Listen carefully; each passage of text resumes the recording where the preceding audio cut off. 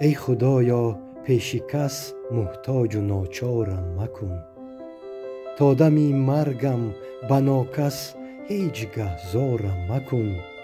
لطف بنما بهر من ای خداوندی کریم، بر بدان این جهان اصلا گرفتارم مکن.